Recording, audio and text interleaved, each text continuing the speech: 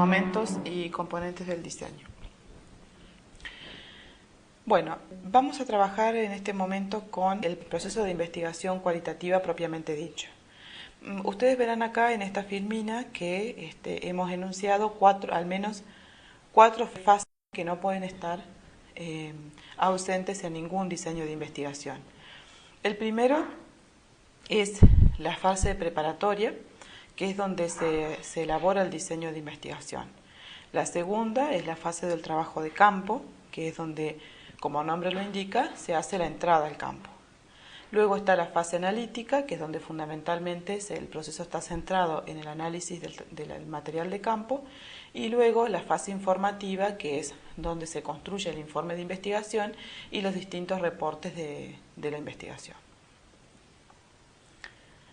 Estas fases, por supuesto, no tienen principio ni fin, sino que pueden estar superpuestas, como se puede ver en la imagen. Digamos, una fase puede estar siendo reconstruida a medida que otra comienza a avanzar, ¿sí? Con respecto a los componentes del diseño, que hablamos siempre, y para recordarlo y reforzarlo, de un diseño flexible y emergente, decimos que el diseño va articulando de manera lógica y coherente los componentes principales de la investigación. Cuando hablamos de manera lógica es porque hay una secuenciación, y cuando hablamos de manera coherente es porque este diseño debe guardar coherencia de principio a fin desde el punto de vista epistemológico y también metodológico. Este diseño, por supuesto, luego se transforma en un documento, una producción escrita, que también tiene sus propias reglas de construcción, y depende también quién es el receptor de ese diseño, sea, por ejemplo, una unidad evaluadora, sea un jurado de tesis, sea el jurado de selección de becarios, etc. La principal particularidad de este diseño es la flexibilidad, es decir, la posibilidad de advertir durante el proceso de investigación ciertas situaciones nuevas e inesperadas que pueden implicar cambios en ese esqueleto, en esa enunciación inicial. El proceso de su construcción es un proceso circular o en espiral, que está asignado por avances y retrocesos, como hemos dicho ya en varias oportunidades, es decir, que cuando uno va al trabajo de campo, luego vuelve sobre el marco teórico, también continúa el rastreo de antecedentes, vuelve sobre los objetivos de investigación cuando está haciendo análisis de datos, es decir, hay una constante circularidad y regresión, digamos, en cuanto a los distintos componentes de ese diseño.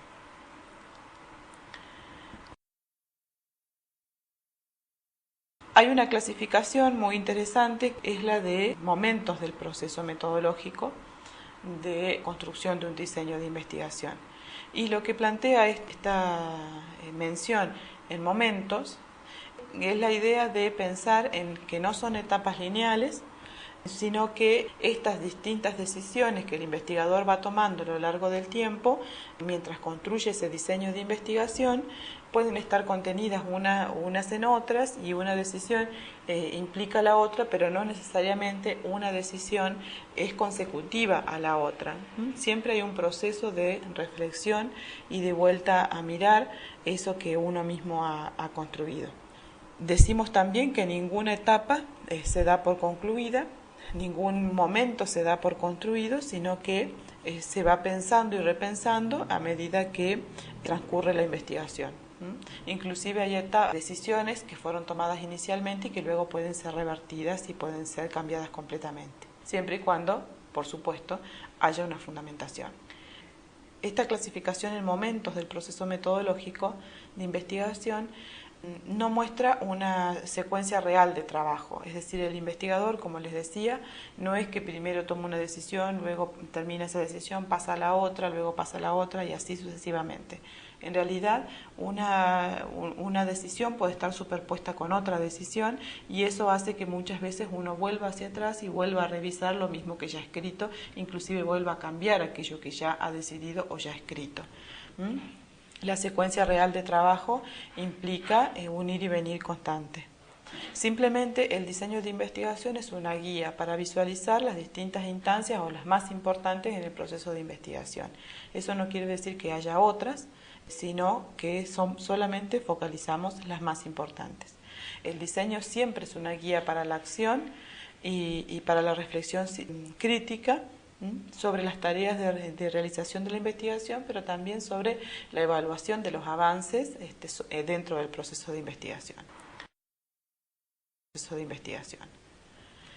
El primer momento que vamos a identificar es el momento epistémico, que es donde se toman todas las decisiones referidas a los aspectos metodológicos, a todo lo que implica la actividad epistemológica de la construcción de un objeto de estudio.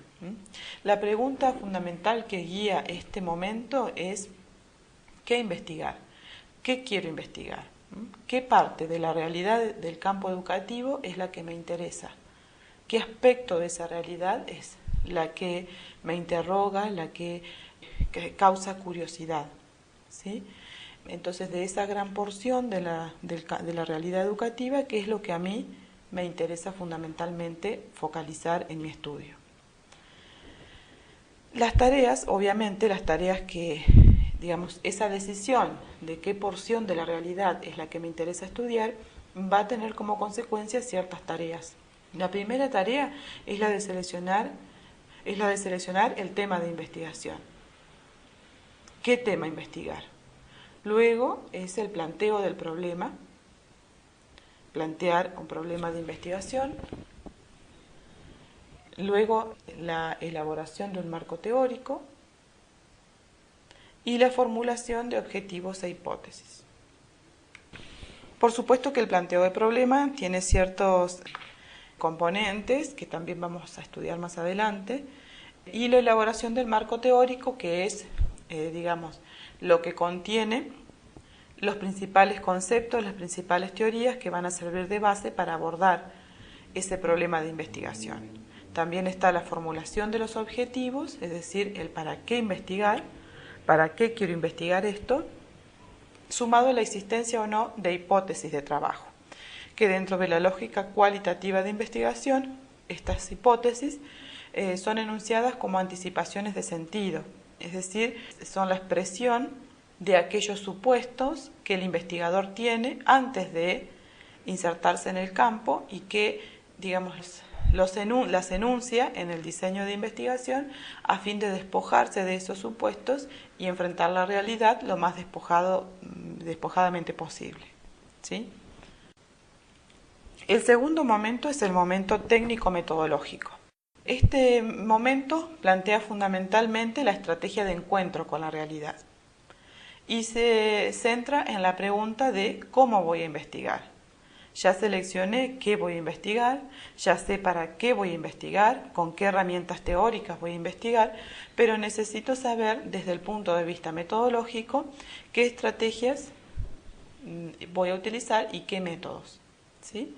Entonces, las tareas de este momento serán el de seleccionar un diseño, es decir, si será un diseño flexible y emergente o si será un diseño preestablecido, de definir si voy a trabajar con un universo, una muestra, con unidades de análisis, quiénes serán esos sujetos que me van a acompañar en mi estudio.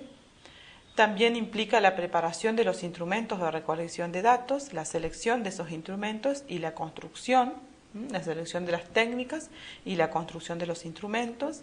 También implica la recolección de los datos, es decir, la entrada al campo y la recolección de los datos propiamente dichos, y el análisis de los datos, es decir, el modelo con el cual se van a analizar esos datos, la estrategia de análisis.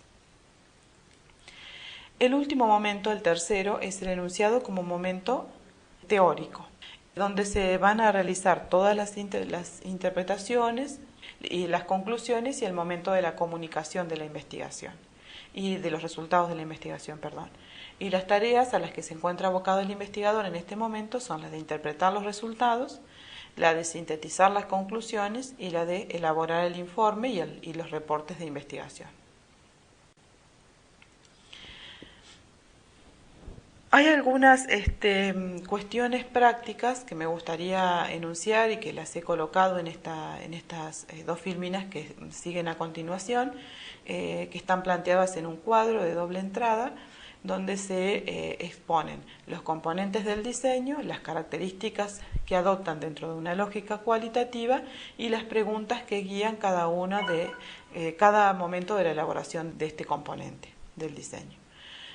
El primero es la elección del tema, como ya lo veíamos dentro del momento epistémico, que es donde el investigador decide qué porción de la realidad o campo del conocimiento es el que le resulta de interés. Y la pregunta guía es: ¿cuál es el tema que interesa investigar de la realidad o del campo educativo y sobre qué proceso o fenómeno? Es decir, digamos, de todo lo que implica el campo educativo, qué porción es la que a mí me interesa. Es decir, desde la política educativa, la economía de la educación, los aspectos pedagógicos, los aspectos didácticos, de la historia de la educación, desde la educación no formal, desde la antropología de la educación, desde la filosofía de la educación, desde la epistemología de la educación. El segundo componente es el problema. Del problema de investigación. Y las características que tiene este componente es que se elaboran las preguntas problema, es decir, aquellas preguntas que guían el estudio. Hay una conceptualización y una formulación del problema que incluye la descripción del contexto de surgimiento, es decir, dónde surge este problema, el origen del problema, es decir, por qué a mí me interesa fundamentalmente en mi práctica estudiar este problema, y apunta fundamentalmente a describir y a caracterizar el objeto de investigación. Por supuesto, al hablar de un diseño cualitativo hablamos de un diseño flexible, es decir, que puede ser modificado. La pregunta que guía es qué se quiere conocer en particular sobre ese gran área o ese gran área problema. El tercer componente son los propósitos u objetivos de investigación. Estos propósitos son los que orientan al investigador a lo largo de todo el proceso. Son los que, digamos, mantienen una línea de trabajo para el investigador que hace que no se desvíe de su objeto, digamos, en esta idea de una realidad educativa completamente compleja, multidimensional, donde hay múltiples aspectos que pueden ser analizados. Es muy común que el investigador se vaya por las ramas y desvíe un poco su propósito de investigación. Entonces los objetivos allí están ubicados justamente para reencauzar la investigación y no perder de vista el origen de esa investigación. También esos propósitos o esos objetivos pueden ser modificados. Siempre en la enunciación de esos objetivos se priorizan operaciones intelectuales que son basadas en la comprensión, en la interpretación y en la descripción. Y la pregunta que guía este componente es el por qué o el para qué investigar.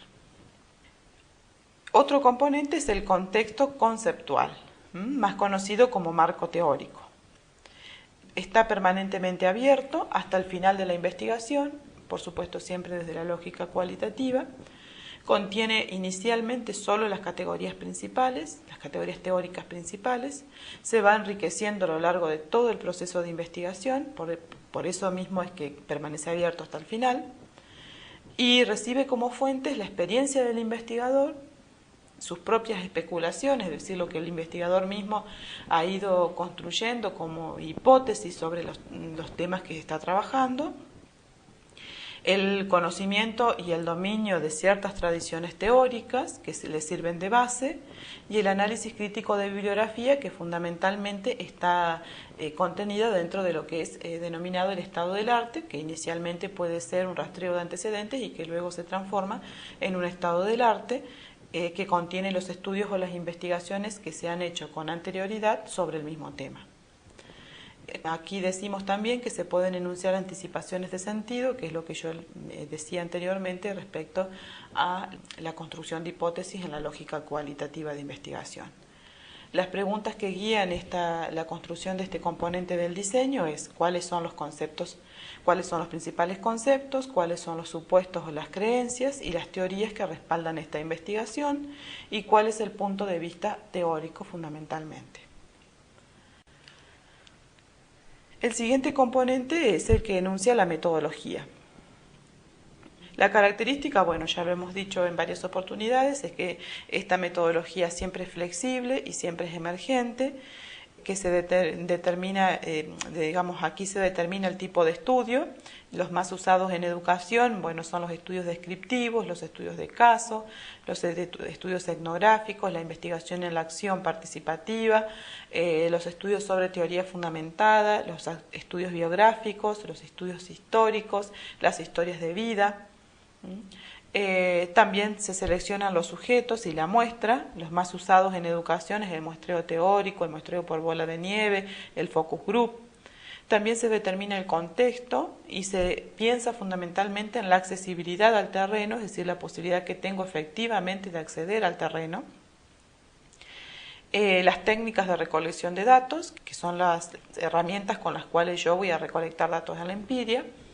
En lo empírico, las más usadas en educación son las entrevistas semiestructuradas, la observación participante y no participante, el análisis de documentos históricos o documentos escritos, formales, legales. También se determinan las técnicas de análisis de datos, como por ejemplo la reducción, la codificación, la categorización, la triangulación.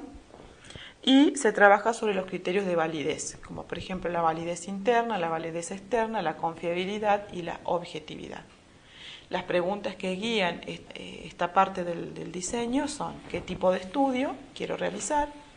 ¿Cuáles serán los sujetos o fuentes de información? ¿Cómo se realizará la selección de esos documentos o de esos sujetos, de esas fuentes? ¿Cuáles técnicas de recolección y de análisis de datos serán usadas? Y cómo se probará que el estudio es preciso, creíble y cierto. Ya llegando casi al final de la elaboración de un diseño, enunciamos el cronograma, que implica pensar, proyectar en el tiempo los objetivos de la investigación.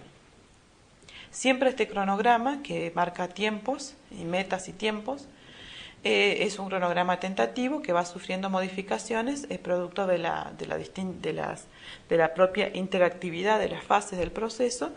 Por lo tanto, no es un cronograma lineal, sino que pone en evidencia esta superposición de fases o de momentos dentro del proceso de investigación y va respetando obviamente la lógica espiralada y dialéctica. Y la pregunta que guía es cuáles son los tiempos estimativos que demandará cada tarea y cómo esos tiempos se van a ir interrelacionando o superponiendo.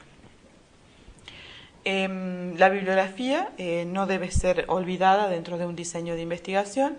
Siempre en el diseño la bibliografía es básica y se va completando en el transcurso de la investigación. Y la pregunta que guía la escritura de la bibliografía es cuáles son los autores inicialmente consultados. Y el último ítem es el de los anexos, donde se contiene la información necesaria para comprender el proceso de construcción del diseño, que puede o no estar dentro del diseño. Y la pregunta que guía es si existe alguna información adicional que sea necesaria para entender este diseño de investigación.